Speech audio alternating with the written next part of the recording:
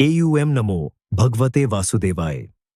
प्रिय दर्शकों, आज हम आपको सुनाने जा रहे हैं एकादशी व्रत की पवित्र कथा। एकादशी यह वह तिथि है जो प्रत्येक माह में 2 बार आती है, शुक्ल पक्ष में और कृष्ण पक्ष में। यह तिथि भगवान विष्णु को अत्यंत प्रिय है। जो मनुष्य सच्चे मन से एकादशी का व्रत रखता है, उसके समस्त पाप नष्ट हो जाते हैं। उसे इस जीवन में सुख और मृत्यु के पश्चात मोक्ष की प्राप्ति होती है। तो आइए सुनते हैं यह पावन कथा। एकादशी के दिन प्रातःकाल सूर्योदय से पूर्व उठना चाहिए। स्नान करके स्वच्छ वस्त्र धारण करे, तुलसी के समीप दीपक जलाए और भगवान विष्णु का ध्यान करते हुए व्रत का संकल्प ले। मन में यह भाव रखे, हे प्रभु, आज मैं आपकी आराधना में यह व्रत धारण कर रहा हूं। मेरे मन, वचन और कर्म से कोई पाप न हो। आप मुझे अपनी शरण में लीजिए। इस प्रकार संकल्प लेकर व्रत आरंभ होता है। प्राचीन काल की बात है। एक बार महर्षि नारद भगवान विष्णु के धाम वैकुंठ से पृथ्वी पर पधारे। उनके आगमन से ग्राम का वातावरण दिव्य हो उठा। पक्षी मधुर स्वर में गाने लगे, दीपक अपने आप जल उठे। ग्रामवासी, स्त्री पुरुष सभी उनके चरणों में प्रणाम करने आए। महर्षि नारद ने मुस्कुराते हुए कहा, हे भक्तजनों, आज मैं आप सबको एकादशी व्रत की वह कथा सुनाऊंगा जो स्वयं भगवान विष्णु ने देवर्षि को सुनाई थी। इस कथा को सुनने मात्र से सहस्त्र गोदान का फल प्राप्त होता है। एक राज्य में एक राजा था जो अत्यंत अहंकारी और पापी था। वह न तो कभी मंदिर जाता था, न ही किसी व्रत को मानता था। वह साधुओं का अपमान करता, निर्धनों को सताता और अपनी प्रजा पर अत्याचार करता था। एकादशी के पवित्र दिन भी वह मांस मदिरा का सेवन करता और इस पुण्यतिथि को कलंकित करता था।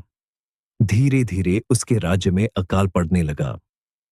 प्रजा दुखी हो गई, उसके मित्र साथ छोड़ गए, उसका राजपाट नष्ट हो गया। यह सब उसके पापों का ही फल था। भगवान किसी के कर्मों को नहीं भूलते। उसी गांव में एक निर्धन किंतु अत्यंत धर्मपरायण व्यक्ति रहता था। वह प्रत्येक एकादशी को निर्जल व्रत रखता, दिन भर भगवान विष्णु के नाम का जप करता, रात्रि में जागरण करके कीर्तन में भाग लेता। उसके घर में धन नहीं था, परंतु उसके हृदय में भगवान के प्रति अटूट विश्वास था। भक्ति के लिए धन नहीं चाहिए, केवल सच्चा मन चाहिए। वह व्यक्ति जब ध्यान में बैठता तो उसके चेहरे पर एक अलौकिक शांति छा जाती थी। जो भी उसे देखता वह भी शांत हो जाता। उस पुण्य व्यक्ति की भक्ति और एकादशी व्रत के प्रभाव से एक दिन भगवान विष्णु स्वयं प्रकट हुए। आकाश में अलौकिक प्रकाश छा गया। शंख की दिव्य ध्वनि गूंजने लगी, फूलों की वर्षा होने लगी। साक्षात श्री विष्णु भगवान पीतांबर धारण किए, चतुर्भुज रूप में शंख चक्र गदा पद्म लिए अपनी मधुर मुस्कान के साथ प्रकट हुए। सभी ग्रामवासी साष्टांग प्रणाम करने लगे।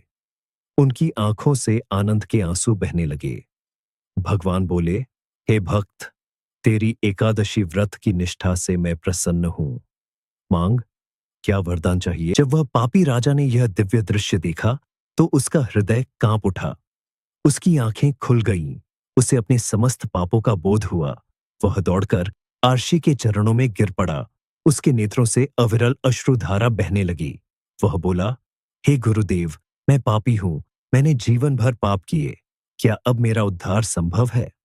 राशि ने करुणा भरी दृष्टि से उसे देखा और कहा, हे राजन, जब तक श्वास है तब तक आशा है।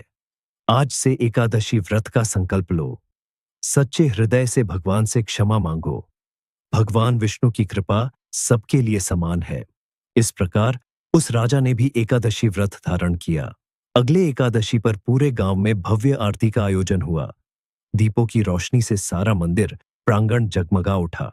भजन कीर्तन की मधुर ध्वनि दूर दूर तक फैल गई। भगवान की कृपा से उस राजा का राजपाट वापस आया। उसकी प्रजा सुखी हुई और वह स्वयं एक धर्मपरायण राजा बन गया। यही है एकादशी व्रत का अद्भुत प्रभाव। प्रिय दर्शकों, एकादशी व्रत को श्रद्धा और विश्वास के साथ रखें। भगवान विष्णु की कृपा आप पर अवश्य होगी। जय श्री हरि, जय एकादशी माता। AUM नमो भगवते वासुदेवाय।